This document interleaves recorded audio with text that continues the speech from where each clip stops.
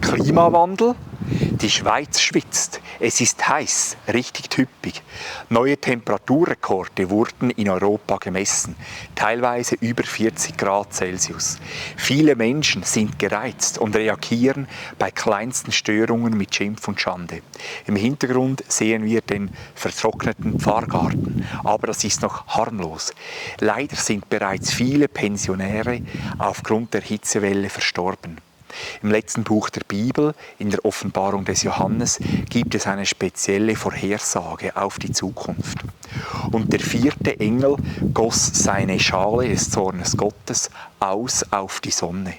Und es wurde ihr gegeben, die Menschen mit Feuer zu versengen. Und die Menschen wurden von großer Hitze versenkt und lästerten den Namen Gottes, der über diese Plagen Macht hat. Und sie taten nicht Buße, ihm Ehre zu geben. Offenbarung 16, 8-9. Das heißt, die Menschen kehrten nicht zu Gott um. Gott liebt alle Menschen auf unserer Welt und lädt uns ein, dass wir seine Liebe erwidern. Denn Gott ist Liebe, heißt es in der Bibel im 1. Johannesbrief 4, Vers 8. Doch warum lässt er solches Leid und sogar Katastrophen zu?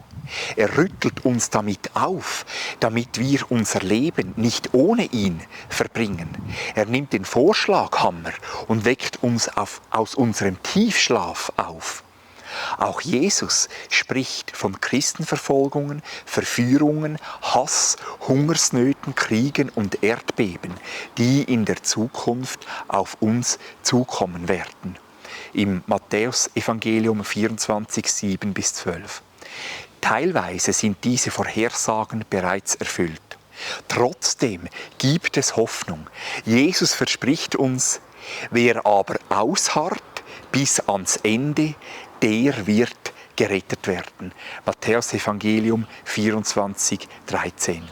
Mit Ausharren ist der Glaube und das Vertrauen in ihn gemeint, dass wir ihn als Retter in unserem Leben aufnehmen und mit ihm eine persönliche Liebesbeziehung führen.